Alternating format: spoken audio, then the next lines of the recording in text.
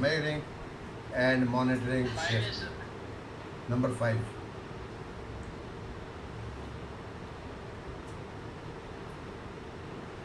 Okay. The safety.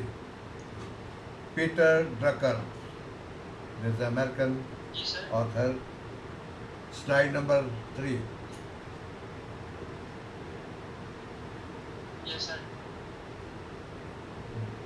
Peter Drucker says, if you can't measure the safety, you can't manage it. If you can't measure the safety, if you can't measure the hazards, can't measure the risks of the hazards, you can't manage it. Must know about the hazards and what is the level of hazards. You have studied about the hazards, right? There are high risk hazards, medium risk hazards, and low risk hazards. You have studied or forgotten? Do you remember hazards? Yes, sir. Okay. Then Frank E. Bird, he is also a very good author of the safety, health and environment books, and he is the researcher, and he says, he quotes, management will usually attach an increased dimension of importance of anything that is quantified. Okay? Management will usually attach an increased dimension of importance of anything that is quantified. Okay? And Dan Peterson says performance measurement. We are talking about the measurement, safety measurements. Okay? Performance measurement and motivation are almost synonymous.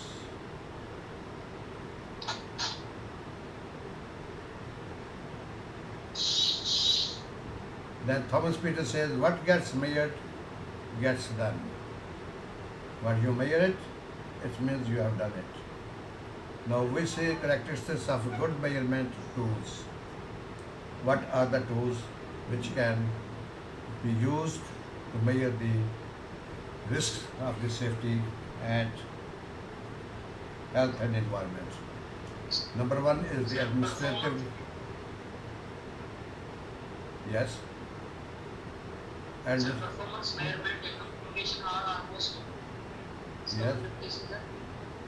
Administrative practical Yes, sir. uses quantifiable criteria, a valid measure of what it is supposed to measure, objective and error-free as possible, understandable, and sensitive to change. These are the good measurement tools that you can measure all the safety factors. You can measure the health and environment dangers and risks of dangers in the safety. Okay? So, how to measure? There are 3 C's of measurement. C, consequences. C, causes. C, control. Consequences, what were the reasons, root causes, and you have controlled on these hazards.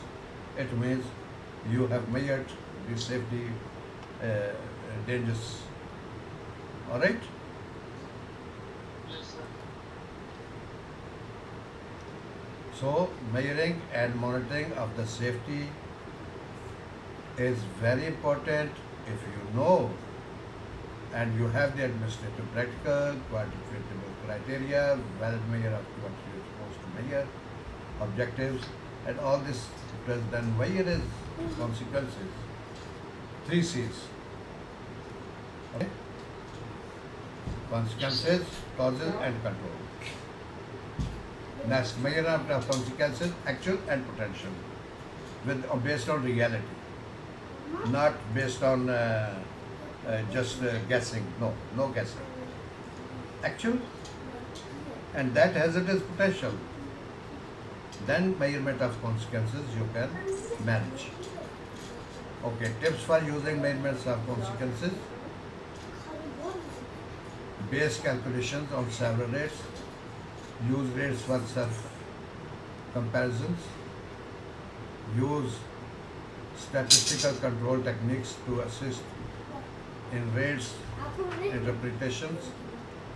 Use rates to establish loss results, not loss control. Leave this slide, because it's a little bit, you will not understand easily.